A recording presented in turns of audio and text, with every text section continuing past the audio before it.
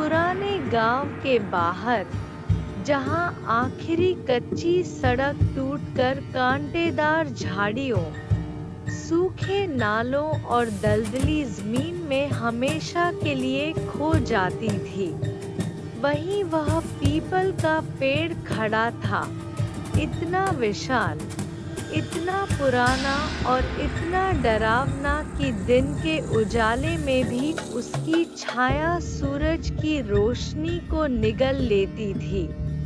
उसकी टेढ़ी मेढ़ी काली जड़ें जमीन से बाहर निकलकर ऐसे फैली थी जैसे मिट्टी के नीचे दबा कोई सच सांस लेने की कोशिश कर रहा हो।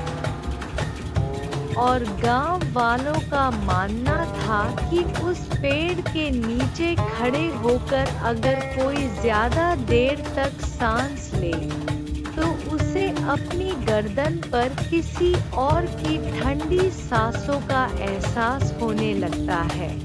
पीढ़ियों से यह कहानी चली आ रही थी कि बरसों पहले उसी जगह एक औरत को जिंदा दफना दिया गया था।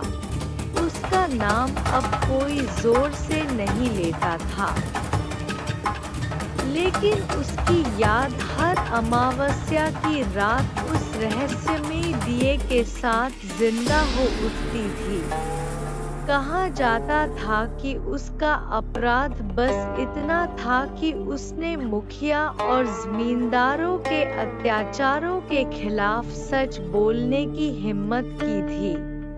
उसने गांव की औरतों पर हो रहे जुल्म, जमीन की लूट और झूठे मुकदमों का पर्दाफाश करना चाहा था, और उसी सजा के तौर पर एक अमावस्या की रात उसे चुपके से घर से घसीटकर पीपल के नीचे लाया गया।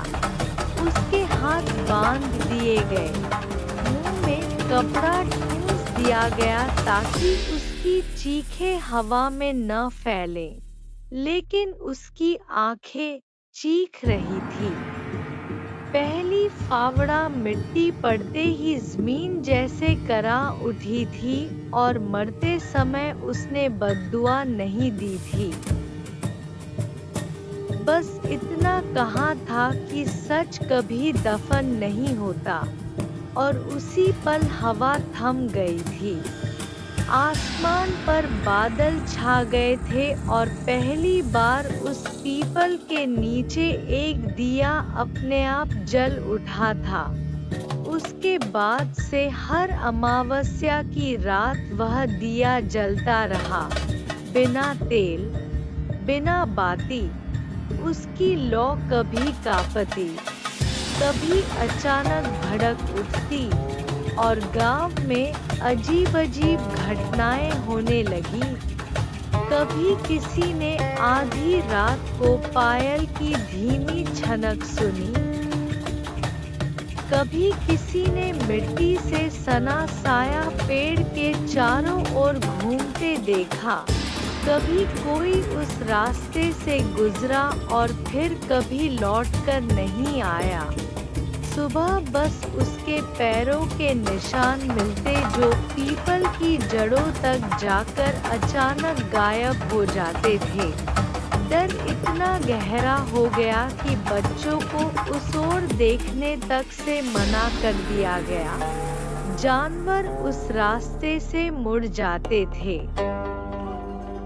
पक्षी पीपल की डालियों पर घोंसला बनाने से कतराते थे, और शाम ढलते ही पूरे इलाके में एक अजीब सा सन्नाटा छा जाता था, जैसे